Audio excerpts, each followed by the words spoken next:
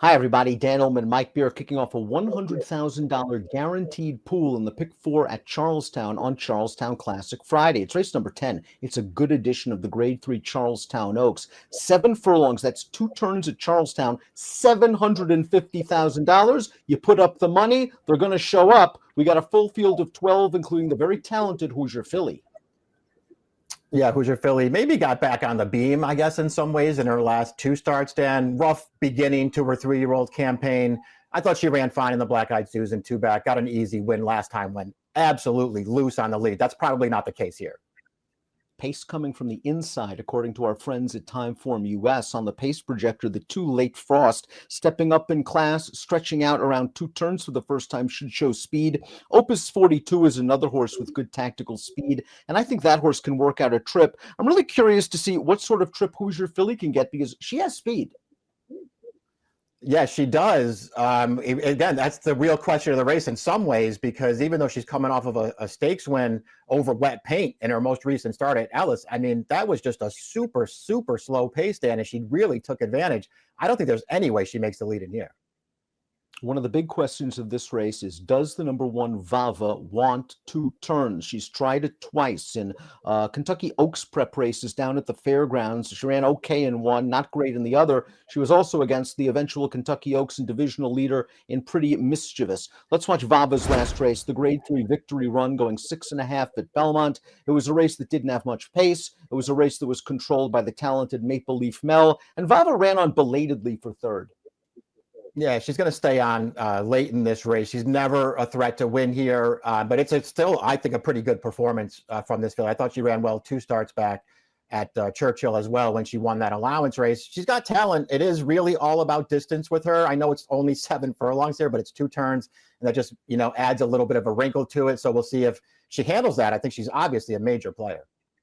This inside post position might help her a little bit, as John Velasquez should get her out of the gate, get her in a good position without losing too much ground, too much early position on the first turn. Late Frost is a very nice Pennsylvania bred. She scored the new start stakes in her one and only start at 3. This was back on June the 2nd. It was her first start off, a 6.5-month layoff, and she took some pace pressure, and she kept right on going to beat 2 minor next out winners. This is a very slow race, and it's worth noting she was listed as a vet scratch at Presque Isle Downs last month. Yeah, she hasn't run a fast race yet. I still thought she ran pretty well in here, and overall her form is pretty solid. I think they will probably come out of their running, Dan, try to go to the lead in this race and just see what happens. It feels like she has to improve quite a bit if she's going to beat this field. Now, while 2 turns is a bit of an unknown for the 3 Interpolate, I think it's going to hit her right between the eyes. Her effort 2 starts back in the Beaumont, Mike, I'm still trying to figure out what I think of it. It was a solid, fast race, but it looked like she was going to run right on by the pace setter, Key of Life, in the stretch and just couldn't get there. And it's not like Key of Life has come back and distinguished herself in her next couple of races. Her last start was the Victory Ride. It didn't work out. She also didn't break well and got wired.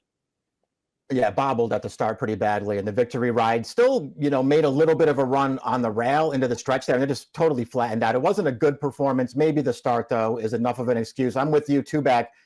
It's kind of a tough race to gauge. It did feel like she had a real shot at that thing. Key of Life, who was 2-5. I think we should mention that she was 2-5 in that race. She was on the lead, and this horse just couldn't quite get by her, but things haven't gone that great for Key of Life since then. I don't know, Dan. I like most of her races. I think I could make excuses for the 2 that don't look so good on the page. The last one where she got off to a poor start, the Parks Futurity back in January, where she just got crashed out of the gate from both sides and lost all kinds of position. Still actually ran pretty well in that race. Overall, her form's good. And I'm like you. I kind of don't feel like this 2-turn 7 furlongs is a big deal. The 4 is Metaphysical, a horse going turf to dirt. She's eligible for a non-winners of 2 life, and her only lifetime victory came over a synthetic surface. She ran okay in that one dirt race, going a 2-turn mile and a 16th at Churchill Downs, finishing ahead of a next out 82 Beyer speed figure winner. But she's got to prove herself against this class of competition on dirt. Yeah, it just kind of feels like she's a real wild card in here, if nothing else, because overall her form's okay. Even her dirt races aren't terrible. But it's hard to say that she's better on this surface than she is on the grass, and she's going to have to be better on dirt if she's going to win this. Coming from Southern California is the 5, Kismosak, a multiple stakes winner last year against fellow California breds. Here's her most recent start. This is the Fleet Treat going 7/8 of a mile at Del Mar. This horse tried to make an early move to get into the race, had the momentum, Mike, but you see she's kind of flailing away on her left lead, and she gives it back up in the last eighth of a mile. That's her. She's going to run on her left lead, and she might have to be a little bit more professional going 2 turns, but she does have some figures. She's run some fast races. She clearly has some ability. I'm concerned that more distance doesn't really do her any favors. I thought maybe that did her in going 7 last time. Now it's a 2-turn 7, which I think makes it even harder on her. I'm not sure that I really trust her going this far.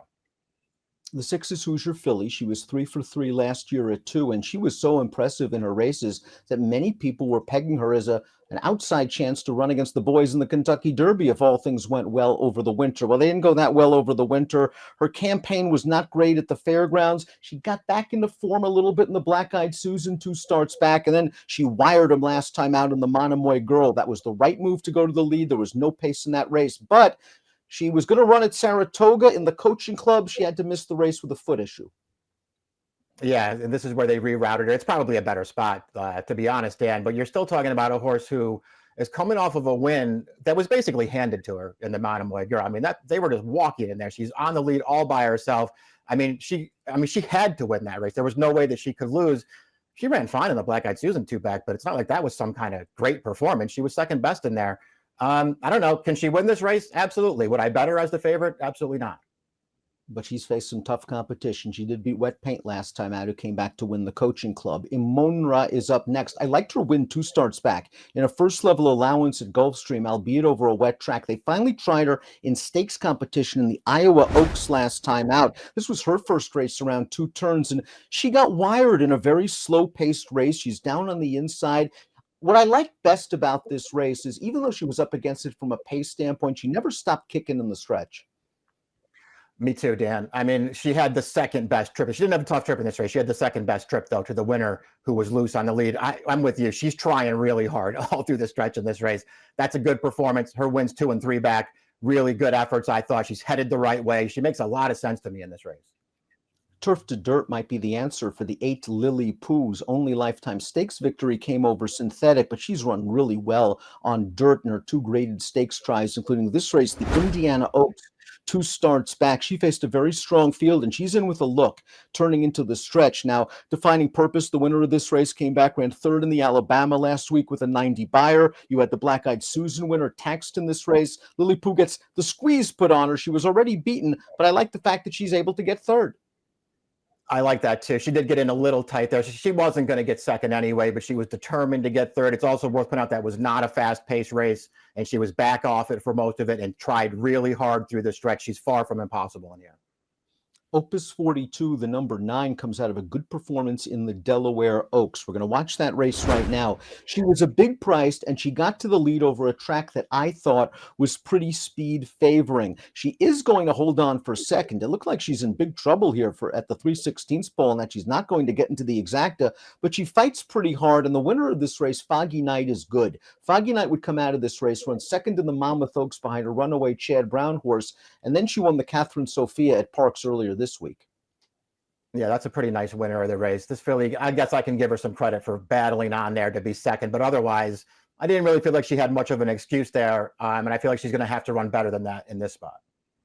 She'll cut back to 7. She's a stakes winner at this distance, of course, around 1 turn at Tampa Bay. Undervalued Asset drew the far outside. The 11 Twice as Sweet is entered also eligible. The 12 Perfect Wish is entered also eligible. Here's Undervalued Asset's last win, going 7/8 of a mile. First level allowance against some older horses at Saratoga. Good tactical speed, sat outside, makes the lead, gets it done. Going to shed 8 pounds for this race, but a tough outside post. Yeah, tough outside pose. This is a good performance, though. I thought she ran really well here, and the horse that's going to run second to her is a New York bred, but a pretty good New York bred. And so this is a quality win. She ran really well 2 starts back, also at Churchill. Dan second to Vava that day, but that was a real step in the right direction for this filly. And this is a filly that's still learning. I'm not sure I want to take 4-1, considering now she has to go around 2 turns from a tough outside post position. Yeah. But I do think the potential is there for her to beat a stakes horse, if not on Friday, then down the road. Again, the 11 and 12 are entered, also eligible, Mike. I know Perfect Wish, the 12's in good form. I think the 11 twice as sweet, though, might have a better chance. Yeah, I would take the chances of the 11 pretty seriously if she gets into this race. Top pick time for the Charlestown Oaks. There's a $100,000 guaranteed pool in the pick 4. This is the kickoff leg. You're going with Interpolate for Chad Brown. Had an excuse for her last start. Just missed against in a very fast race at Keeneland 2-back. Yeah, she's got at least one race that gives her a real chance in here. Then I'm going to give her a pass for that last one after the start. I'll be honest, I was really torn between the 3 and the 7 in this race. They're the same price on the morning line. So I guess we'll wait and see how they bet it. But they were the 2 horses I liked most. I don't want to be too far behind at Charlestown. I think Vava stretching out is going to show that tactical speed to be in the second flight while saving ground on the first turn. And then we'll see if she has that same kick around 2 turns. She hasn't shown it yet, but I still think she's shown some ability sprinting. 3-7-1-6 for Mike, 1-7-5-10 for me, and the Charlestown Oaks on Friday. Good luck.